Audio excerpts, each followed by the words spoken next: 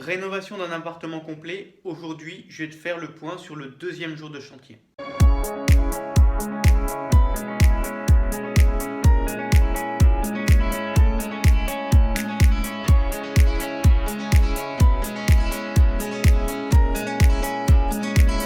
Alors, deuxième jour de chantier, qu'est-ce que j'ai fait? J'ai déjà évacué pas mal de déchets jusqu'à la déchetterie. J'ai cassé certaines choses telles que la porte pour le toilette. J'ai cassé le sol du toilette. Je me suis rendu compte que c'était absolument en très mauvais état. Euh, j'ai également avancé sur les évacuations, c'est-à-dire que j'ai modifié le système que j'avais prévu de faire. Et puis j'ai commencé à préparer pour pouvoir faire les raccordements sur l'installation existante dans les caves.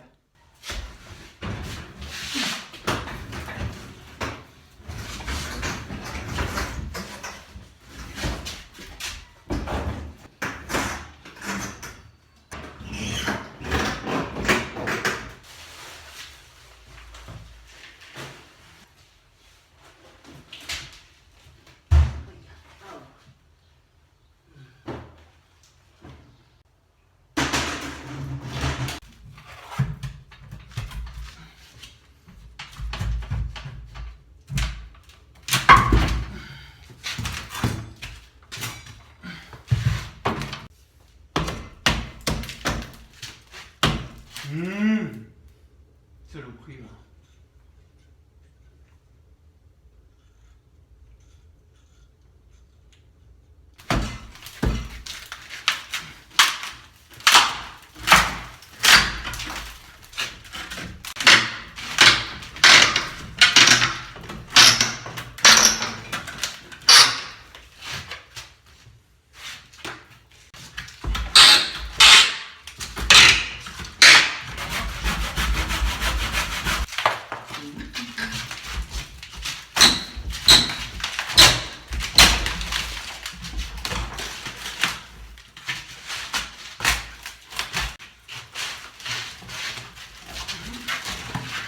Là.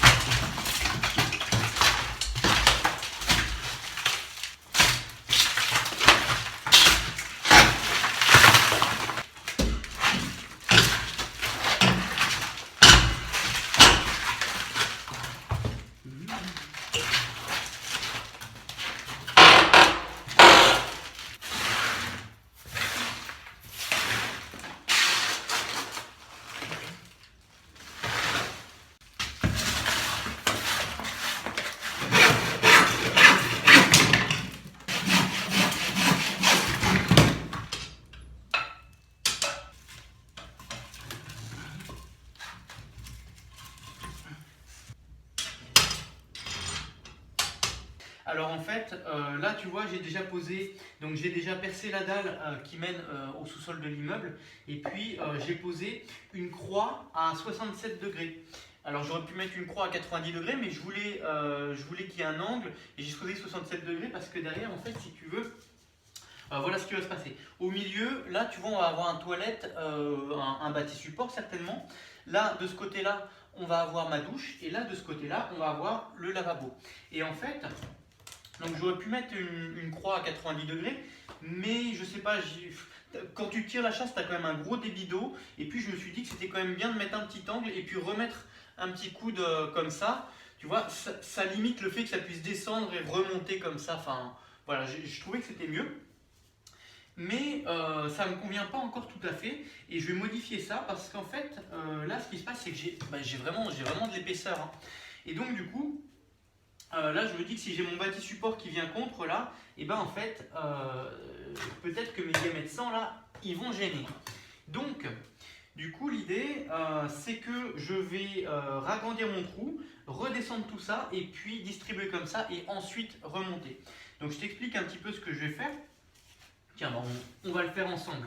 Alors, tu peux peut-être te demander ce que c'est que ces PVC que j'utilise. C'est des PVC avec joint caoutchouc, et c'est une technique que j'ai découverte et que j'aime beaucoup, et du coup je ne fais plus de PVC collé. Tu vois, j'en ai aussi en blanc, ils les font en blanc, c'est super parce qu'en fait ce qui se passe, c'est que quand tu veux faire, je sais pas moi, t'as qu'à avoir un raccordement de lavabo qui passe sur ton carrelage, bah, t'as un PVC blanc, tu lui mets un petit coup d'éponge, c'est bon, il est clean, quoi. C'est super propre, quoi. Un PVC gris, bon, tu peux lui mettre un petit coup de peinture blanche, ça fera plus propre. Mais la peinture, tu as un petit choc dessus, bah, la peinture elle s'écaille et voilà. Non, donc du coup, ouais, voilà, c'est une solution que j'utilise tout le temps et que je trouve pas mal. Voilà, là. Alors tu le vois peut-être pas à la caméra, mais en fait, ma croix à 67 plus mon coude à 30, et ben ça me fait un angle à 97 et du coup ça se voit un petit peu, ça fait une contrepente et ça me plaît pas. Donc du coup je vais enlever les coudes à 30 et je vais les remplacer par des coudes à 15. Hop. Voilà, donc là en gros c'est la pièce que je vais avoir dans ma salle de bain. Donc tout ça, ça va redescendre, voilà. Et puis, oui, donc ici le lavabo, donc le lavabo qui sera plus loin.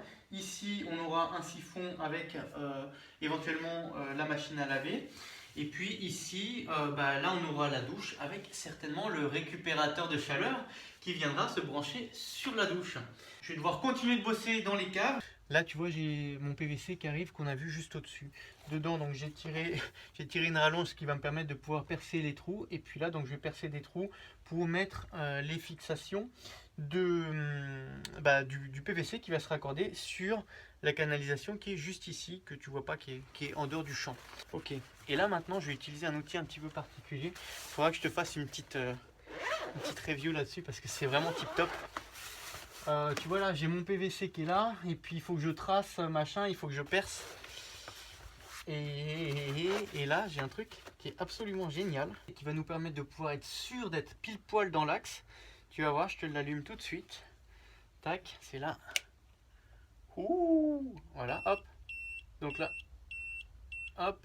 Il bip parce qu'il est pas tout à fait, il peut pas se mettre de niveau, ça dépasse les 3 degrés. Donc là, on va ajouter une autre ligne. La verticale, moi ce que je veux c'est la verticale, ouais. On peut avoir les deux verticales, et là si je rappuie on aura les deux verticales et l'horizontale. Hop, voilà. Oh, on va laisser les trois, ça fera un petit peu de... Donc, on va le positionner. Là, voilà. Tu vois? Et là juste, je l'ai posé par terre. Il s'est mis de niveau automatiquement tout seul. En fait, ça fait des petits cônes comme ça. Enfin, tu as un faisceau laser et puis tu as un petit cône comme ça. Et le cône, bah, il se met pile poil de niveau dans tous les sens. Et puis, du coup, tu as un trait qui est vraiment au poil. Pile poil dans l'axe de mon PVC. Et donc maintenant, bah, je vais mettre mes supports par rapport à ce tuyau-là pour que ça soit parfaitement vertical. Et bah, du coup, je m'embête même plus à prendre un niveau, prendre un crayon. Enfin, si, je vais quand même prendre un crayon, je vais faire un petit trait. Mais voilà, tu vois, là, je vais faire, voilà, hop, je vais faire, allez, tiens, je vais faire un ici, là, tac. Et maintenant, on y va. Tac. Oh là là, et regarde, là, j'ai laissé le trait. Et en fait, si tu veux, tu sais, des fois, tu peux percer, t'es un petit peu comme ça, un petit peu comme ça. Mais là, du coup, vu que je suis pile poil nickel, et ben en fait, quand ma mèche, elle est bien perpendiculaire, et ben je peux le voir ici. Ah, c'est génial. Et si je bouge, il va se mettre à biper. Voilà, donc laser 12 lignes. Et bon, je te ferai une petite review à l'occasion parce que c'est un truc qui est juste génial. Et en tout cas, si ça t'intéresse, je te mets un lien en dessous dans la description.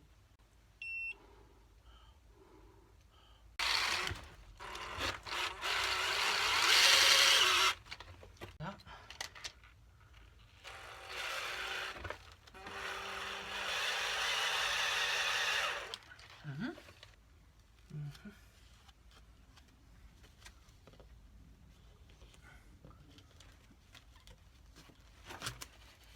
Là. Oui. Et là, on est nickel. Ce qui est pas mal aussi avec cette solution, c'est que toujours, tu es obligé d'avoir des emboîtements femelles. T'as pas de coude femelle-femelle ou ce genre de choses. Du coup, en fait, tu respectes le sens des écoulements. Tu vois, si ça circule dans ce sens-là, et ben le tuyau, en fait, il s'emmanche dans ce sens-là. Le mâle dans le femelle. Là, voilà. Tac. Et là on arrive comme ça. Putain c'est... Oui c'est bon ça. Voilà.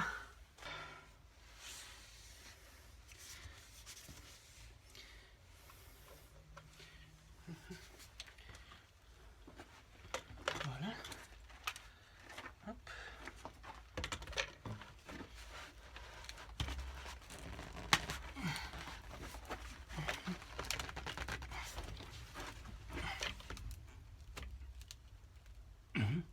Aïe, voilà.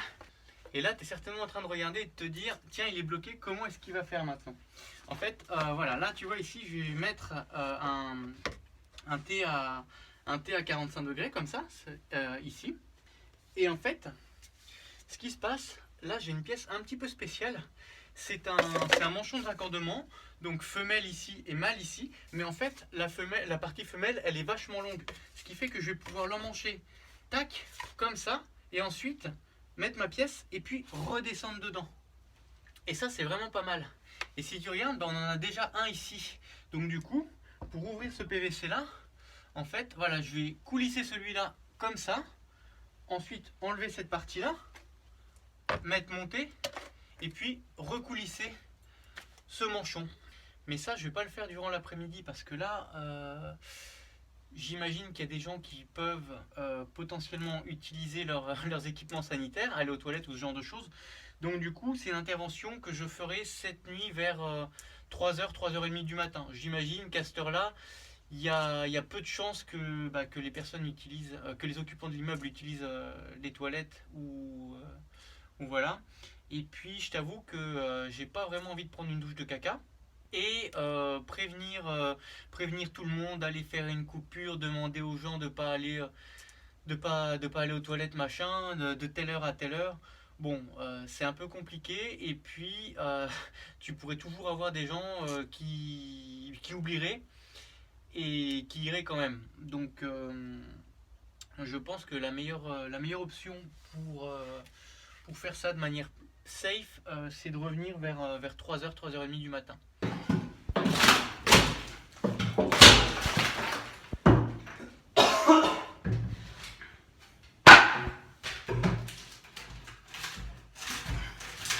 Les anciens à l'époque, quand ils construisaient un placard, c'était du solide. Hein. Franchement, aujourd'hui avec le cloisonnement placo BA13, je te jure, on est ridicule à côté.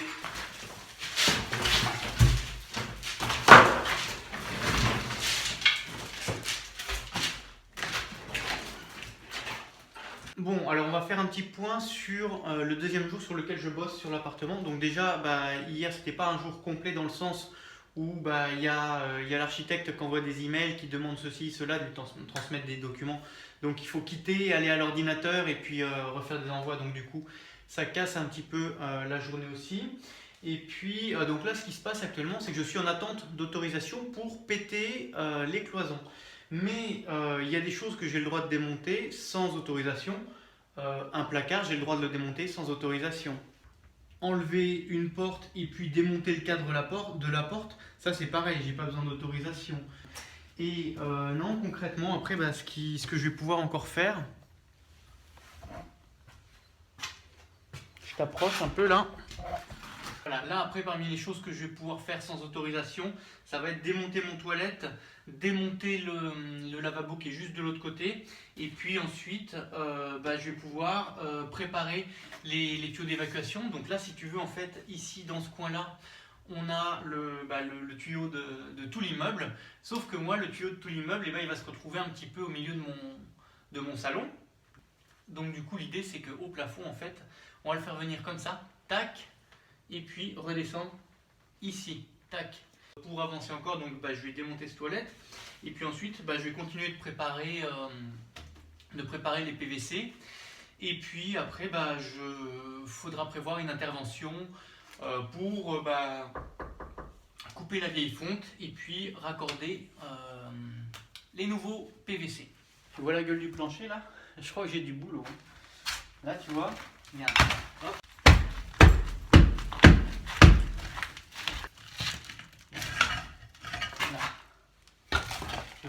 Alors en fait, voilà ce qui se passe. Au début, je croyais qu'il y avait une fuite dans cette pièce parce que dès que j'ouvrais, il y avait toujours de l'eau par terre. Mais même avec la vanne, en ayant tout contrôlé, non, ça fuyait pas. En fait, ce qui se passe, donc là, tu as la canalisation des évacuations de tout l'immeuble. Juste en dessous, tu as un T. Et puis, tu as le toilette qui est raccordé sur ce T. Mais ce qui se passe, c'est que tu n'as pas de siphon dans ce toilette. Donc, dès que tu as quelqu'un qui tire la chasse, eh ben, tu as une sorte d'appel d'air qui remonte. Mais c'est pas de l'air, c'est chargé d'humidité, d'humidité liée à l'eau des chiottes. Et donc, si tu veux, c'était toujours extrêmement humide dans cette pièce. Tu avais de la condensation sur les parois. Et c'était juste dégueulasse, quoi. Enfin, en termes d'hygiène, franchement, voilà. Et donc, du coup, je pense que cette condensation, à force de revenir au sol, elle a fini par dégrader le bois qui était en dessous. Et ce qui se passe, c'est qu'ils ont vraiment réparé ça à l'arrache. Ils ont fait 2 cm de béton comme ça sur le bois pourri. Mais là, maintenant, le bois, il est complètement mort. Et là, du coup, là, ça va être du gros boulot. Ouais, ouais. Heureusement, le bois, il est comme ça que ici parce que c'est très humide. Ailleurs, il est absolument nickel. Et en fait, voilà ce qui se passe pour le plancher entre les caves en dessous et puis cet appartement. Tu as des poutrelles métalliques. Ensuite, ça a été coffré en arrondi. Ils ont coulé du béton dessus, et ce qui fait que du coup ça se maintient. Et puis tu as une dalle béton à peu près comme ça. Par-dessus, tu as du sable. Et puis en fait, tu as des sortes de petites poutres qui sont croisées par rapport aux poutrelles métalliques. Donc tu as des poutres comme ça, et puis sur ces poutres, tu as le plancher bois qui a été vissé. Tu vois, je jette pas de gants parce que j'aime pas ça, mais là en fait, peut-être que je devrais des fois. Là, j'ai vraiment pas envie, mais je crois bien que c'est le moment de le virer là. Oh là là. Oh. Mon Dieu. Alors déjà, j'avais bouché avec des chiffons pour éviter d'avoir les remontées de... Voilà, hein.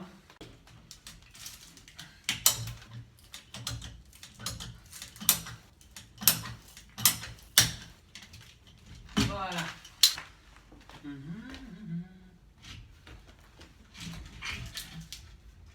Hop, ok.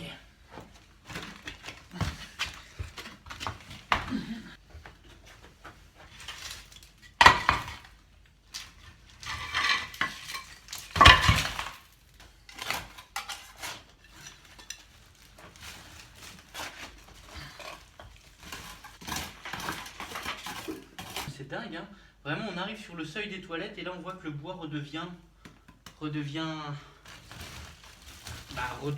pas pourri. Intéressant là, tu vois. Je suis toujours en train de me plaindre que j'aime pas le plastique dans la plomberie, enfin les filetages en plastique sur de la plomberie sous pression. Et là, on peut voir que déjà à l'époque, alors je sais pas combien de temps, ça a plus de 50 ans, mais déjà à l'époque, eh ben, on avait des filetages en plastique sur le réservoir du WC. Tu vois? C'est fou, hein? Parce que là, cette partie-là, là, ça, c'est du plastique.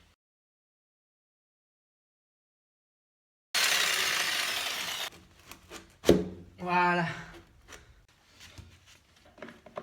Voilà. Comme ça le maintiendra correctement. Voilà, alors si tu as aimé cette vidéo, n'hésite pas à mettre un like, à partager et puis à commenter. Ça me fait plaisir. Et puis en plus de ça, ça m'aide à être mieux référencé parmi toutes les vidéos YouTube qu'il peut y avoir. C'est assez difficile. Et puis sinon, voilà, il y a mon livre, le guide du tube cuivre, où je te parle, je t'explique tout sur comment faire sa plomberie avec du tube cuivre. Donc que tu sois débutant ou que tu souhaites te perfectionner, je parle de toutes les méthodes qui peuvent être utilisées pour pouvoir travailler ce métal qui est juste le métal le plus noble, le plus qualitatif qu'on puisse utiliser sur une installation de plomberie. Et voilà, c'est mon livre, il est disponible en version PDF et puis également en version papier sur Amazon. Je te mets les liens en dessous dans la description. Et puis si jamais tu souhaites qu'on passe 1 heure ensemble en appel vidéo pour par exemple parler de ton chantier, si tu rencontres des problèmes particuliers et que tu veux trouver des solutions, et ben c'est également possible. Pareil, je te mets le lien en dessous dans la description.